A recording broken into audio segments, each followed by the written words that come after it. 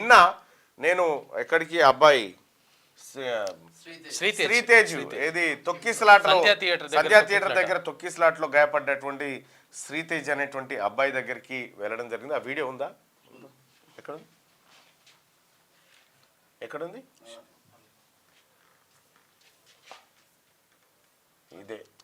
ఇదే నేను నిన్న అబ్బాయిని పరామర్శించి వాళ్ళ తల్లిదండ్రులను కూడా ఆ తండ్రిని పరామర్శించడం జరిగింది. హాస్పిటల్కి వెళ్ళిన పాపం చిన్న పాప ఉంది, ఈమెనే ఆ పాప. కానీ ఆ శ్రీతేజ్ పరిస్థితి ఇంకా ఆందోళనకరంగానే ఉంది. నేను డాక్టర్లని పదే అడిగినా మీరేమైనా ఈ టైం వరకు మేము దీన్ని చేయగలుగుతాం అనేటువంటి ఏమైనా భరోసా ఇస్తారంటే లేదు సార్ ఇది.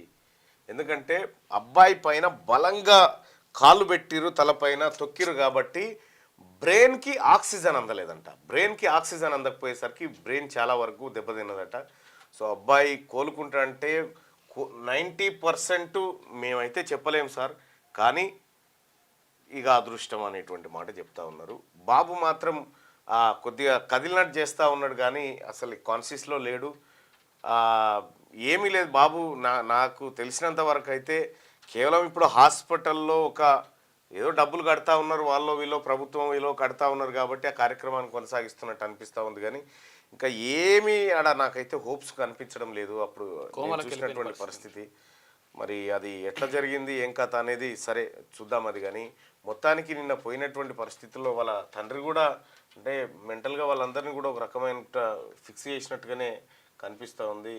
పోయి నేను వాళ్ళని పరామర్శించినప్పుడు చాలా అత్యంత బాధాకరమైనటువంటి విషయం. అటు తల్లి పోయింది, ఇటు కొడుకు పరిస్థితి అగమ్య గోచరంగా ఉంది. పాపం వాళ్ళ బిడ్డనేమో అమ్మ ఊరికి పోయిందని చెప్తా ఉంది, అమ్మ ఊరికి పోయిందని బిడ్డ చెప్తా ఉంది ఈయన తండ్రి. సో ఇప్పటికే అలా ఇక్కడ పక్కపొంటి అల్లు వాళ్ళకి సంబంధించినటువంటి వాళ్ళని అంటే ఎవరెవరు వస్తున్నారు ఏం మాట్లాడుతున్నారు అని ఎప్పటికప్పుడు కాపలా పెట్టి ఎంక్వైరీ చేసి ఎప్పటికప్పుడు వాళ్ళు పంపిస్తూ ఉన్నారు. సో ఈయన ఏమైనా తప్పు చెప్తున్నాను వీళ్ళంతా పరిశీలిస్తూ ఉంటారు అన్నట్టు ఏంది ఎట్లా చెప్తున్నా ఇంకా తనది. అయితే ఇవాళ అవకాశాన్ని బట్టి ఇవాళ శాసన మండలిలో ఈ సినిమా వేషకాల మీద చర్చించాలనుకుంటా ఉన్నా, అంటే ప్రశ్నలు ఎవరెత్తాలనుకుంటున్నా. అవకాశం వస్తే తప్పకుండా ఈ రాష్ట్ర ప్రభుత్వం సంధ్యా థియేటర్ విషయంలో ఎలాంటి జాగ్రత్తలు తీసుకుంది, ఎవరి నిర్లక్ష్యం వల్ల ఇదంతా జరిగింది ఏం కథ అనేది కూడా ఒకసారి మాట్లాడే ప్రయత్నం చేస్తాం. అలాగే అల్లు అర్జున్ను పరామర్శిస్తున్నటువంటి ఈ ఎవరైతే ఏషకాలు ఉన్నారో వీళ్ళందరి విషయం కూడా ఇవాళ చర్చించేటువంటి ప్రయత్నం అయితే చేస్తాం. సో ఈ రకంగా నిన్న ఈ అబ్బాయిని చూసిన తర్వాతనే మాట్లాడదాం అనేటువంటి ఉద్దేశంతో నిన్న మండలి ఏది వాయిదా పడిన తర్వాత నేరుగా అక్కడికి పోవడం జరిగింది. నేను పోయిన తర్వాత సివి ఆనంద్ గారు కూడా వచ్చి, ఆ తర్వాత హెల్త్ సెక్రటరీ గారు కూడా వచ్చి అబ్బాయిని పరామర్శించినారు. మొత్తానికైతే హాస్పిటల్కి మాదేం పోయింది, పైసలు అయితే వస్తున్నాయి, ఆడు ఉన్నాడు పిల్లగాడు అనేటువంటి ధోరణి అయితే హాస్పిటల్ యాజమాన్యం దగ్గర కనిపించింది.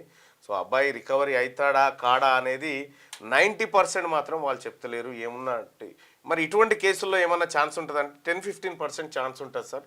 ఎందుకంటే అబ్బాయి బ్రెయిన్ ఆక్సిజన్ అందలేదు, అది కావాల్సిన డ్యామేజ్ అయిపోయింది ఇప్పటికీ అని చెప్పి చెప్తా ఉన్నారు. సో అబ్బాయికి కూడా ఏది డిలే గ్రోత్ ఉందని చెప్పి చెప్తా ఉన్నారు. ఇక రకరకాల మల్టిపుల్ ఇష్యూస్ చెప్తా ఉన్నారు.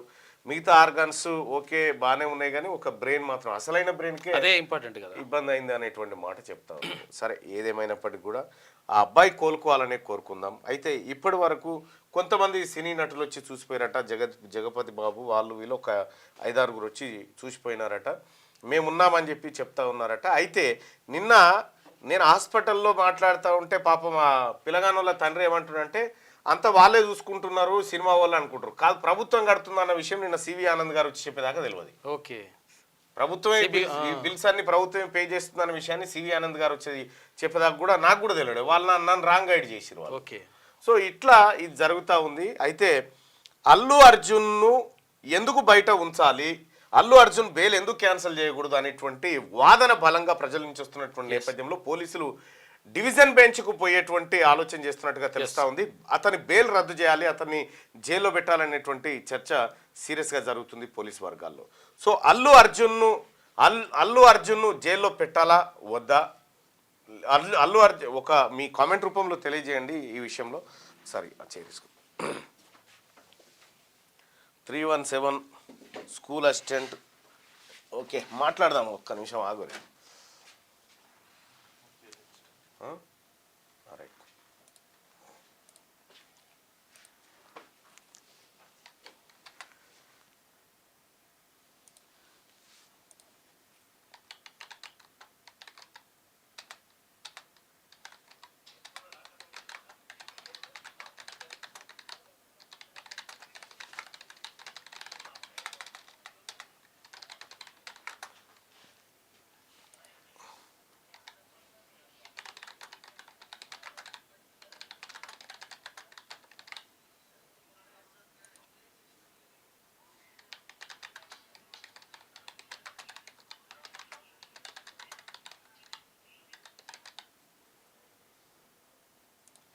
రైట్. అల్లు అర్జున్ బెయిల్ రద్దు చేయాలి అంటే మీరేమనుకుంటున్నారు, మీ ఒపీనియన్ ఏంది ఒకసారి తెలియజేయండి. పెంచేందుకు ప్రభుత్వం ఇంకా దాని మీద కూడా నిర్ణయం తీసుకునేటువంటి అవకాశం ఉంది. రైట్గా అల్లు అర్జున్ బెయిల్ రద్దు చేయాలని మీరు భావిస్తున్నారా? అల్లు అర్జున్ బెయిల్ రద్దు చేయాలనుకునే వాళ్ళు ఇక్కడ, అల్లు అర్జున్ బెయిల్ రద్దు చేయొద్దు అనుకునే వాళ్ళు మీ ఒపీనియన్ని ఇక్కడ ఏది ఓటింగ్ రూపంలో తెలియజేయండి. అలాగే ఇక చాలామంది జీవన్ రెడ్డిని ఆర్మూర్ పాండు ఇది ఏమైంది ఆర్మూర్ పాండు అని ఎందుకు పిలుస్తావో సస్పెన్స్కు తెరదించు అన్న అంటారు ఓరిమా. అయితే విషయం ఏంటంటే మీరు ఆయన జీవన్ రెడ్డిని చూడరు, లాఫింగ్ బుద్ధ ఉన్నట్టు ఉంటాడు. లాఫింగ్ బుద్ధ ఇట్లుంటది కదా, చూపిస్తా. లాఫింగ్ బుద్ధ అంటే కూడా చూస్తే అయిపోతుంది.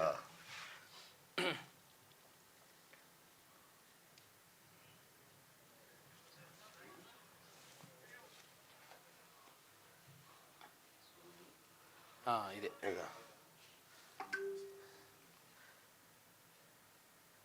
ఇగో ఇట్లుంటాడు అన్నట్టు, ఇగో ఇట్లుంటాడు, ఇట్లా ఏది ముద్దుంటాడు అన్నట్టు. అయితే ఒకటి మన నాగం జనార్దన్ రెడ్డి గారు ఉంటుండే కొద్దిగా అట్లా, ఇప్పుడు పాండు అని పెట్టింది ఎందుకంటే పండు లెక్క ఉంటాడు కాబట్టి, మంచి పండు లెక్క ఉంటాడు కాబట్టి పండు అని పెట్టలేం కదా అని పాండు అని పెట్టిన, ఆర్మూర్ పాండు అని. ఇక ఇదే సీక్రెట్. ఇక దీనికి మించినటువంటి చర్చ ఏమొద్దు దాని గురించి, ఎందుకంటే ఆర్మూర్ పాండు అయినా కానీ నేను దాదాపుగా చాలామందికి కూడా అంటే వాళ్ళ ఇగో ఇట్లుంటారు అన్నట్టు పాండు.